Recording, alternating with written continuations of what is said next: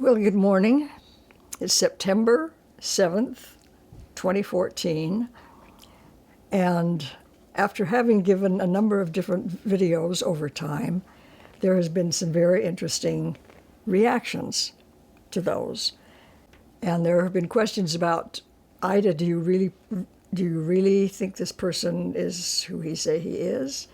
How do you know him, et cetera, et cetera, et cetera. And so I just want to say a few things about Christopher. When I told in one video about my first experience with him, and the first time I heard him speak, I was disappointed because he didn't talk about the sealed portion. And that's what I had come to hear. And it was later that evening when I actually met him personally. And he asked me what I thought about the meeting. And I said I was disappointed. And he asked me about what I thought about it, though, and I said, well, I didn't disagree with what you were talking about. He was talking about the WOOF, the plan to get rid of poverty in the world. And I said, well, I didn't disagree with anything you were saying. It just wasn't what I was hoping to hear. And when I left that evening and went home, I had a lot to think about, because I had not completed the sealed portion when I had met him the first time. And he had asked me that evening what I reacted to, and I had been upset. By the time I finished reading the sealed portion,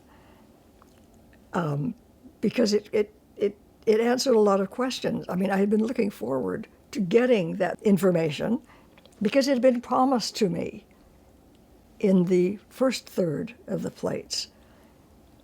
And once I had that and read it, it was wrenching.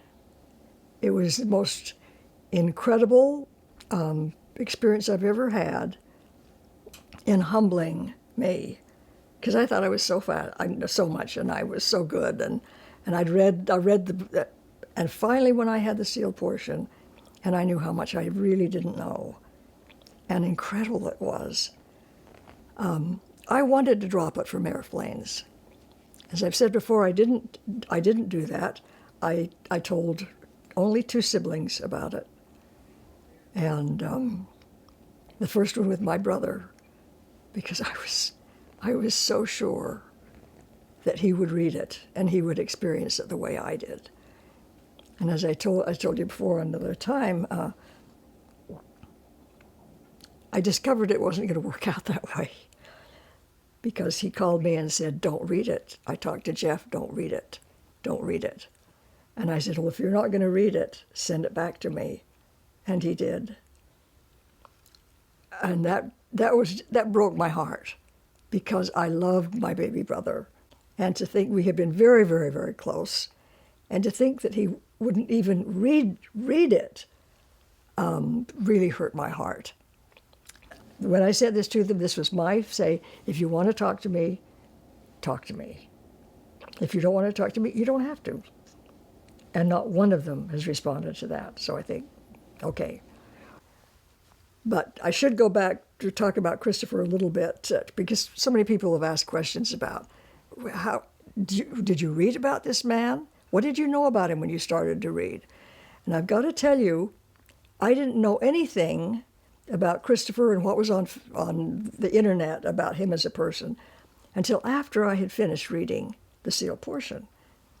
And then over time, this was back in 2007, I started going to hear him, the library in Salt Lake City on different occasions.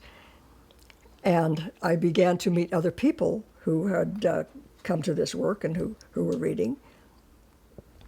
And I heard all of these things that were out there in cyberspace about this Christopher Nemelka. But I learned that that particular site was not put there by my Christopher Nemelka. It was put by somebody else who had become an enemy to the work. And this person was well, he started writing about Christopher. He became disenchanted. And there would be a lot of things in in his journal. And I started learning a lot about this person. And he would write constantly. And I thought, who is this guy? And it was Harry Dschaak. And finally, Christopher kept saying, if you want to ask questions, do it, do it, do it. And he came to the clubhouse here, Harry Dschaak did, for about 3 hours. And it was painful to me to sit there and watch. He was so nervous and so distraught, and I was sitting on the front row, so I stayed through the whole thing. Christopher finally had left because I think I can't. It was hard for Christopher's heart to see what he was doing to himself. Harry, do you believe that every single person has a right to believe what they want? I do. Then why don't you just leave us alone? I can leave you alone. Then do it.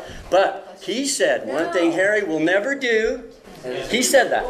So you're just proving him wrong. Right. Okay. I'm proving that he is not So you're infallible. self-fulfilling his prophecy, or are against his prophecy. Against his prophecy. I have proved by appearing that some of his bold claims are not true. No, you haven't, Harry. I just proved one, Ida. Were you not here? Oh, hold on. I showed up. What's going on here with these two people? He said I would never face him would face to believe- face. That is the biggest thing you have to talk about. You've really wasted our time. Oh, well, then maybe I have. But it's an indication that he's not infallible. Okay, Jay?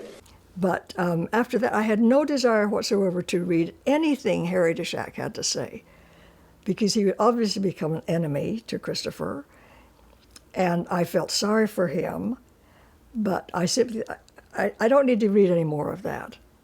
And so, no, I didn't go back and read all of this stuff that this Harry Dschaak was putting out in cyberspace. I'd seen him live in person, and there was nothing that I could gain from this man. So those who think I've been duped by this charlatan, I'm going to have some real truth that he is absolutely not who he claims to be before I would say, no, he's crazy.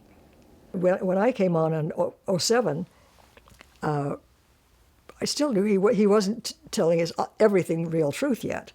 He was holding back. He told us he was holding back.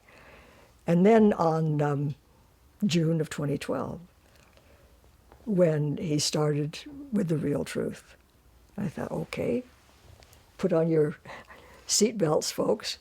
This may be a crazy ride. I was seeing him personally in meetings and hearing from his words, and I started reading his journal. And I have printed off every one of his journals since I came on board. I was learning magnificent things every time. And then when he started really giving things out of the Book of Mormon, I thought, why didn't I see that? Why couldn't I have seen that? And he kept telling us, he still wasn't giving us totally real truth. But I thought, okay, where can you look back and think that that's okay? And I think, okay, let's talk about Christ for just a minute. Christ tried to tell a lot of the real truth. The ancient Jews could not handle the real truth. They had to get it. He was tried by the Romans, washed the hands, and they killed him. The early Mormons could not handle the real truth. You think that the current church wouldn't like to see Christopher disappear? And now, even now, since 2012, Christopher's given it to us gently so that it doesn't blow our minds. And the more we get, think, oh, the more you get, the more you can handle, the more you can take. You don't start kindergartners with advanced physics. You've got to do it when you have a base from which to grow. And if you think you're going to go from here to here without any steps in between, you get up here and you hear, well, none of this makes sense. None of this makes sense. Well, if you've gone here and here and here and here, oh my gosh, that makes all the sense in the world. Why couldn't I have seen that before? Well, so we're getting it. How could I deny that? I can't. I've sealed my own fate. I've read too many books. I've read too many journals. I've read too much. I cannot deny anything that I've put in here because I've put it in there. And so I think, okay, he's it. He's proved to us he's it by the information. And it's the information. No other person can tell me what I think and what I do. Some of the best scholars, the best historians who think they know, any one of those people who are supposed to be so knowledgeable and whatnot, get in a room. The best, smartest people that there are in history and doctrine and everything else. And with no video, just them, however many they want, 10, 20, however many they want, and Joe and Christopher. And so I can see what the difference is. Let me hear for it. Let me see. Let me prove to me that I have been so wrong and so out of tune with reality that I have done what I have done.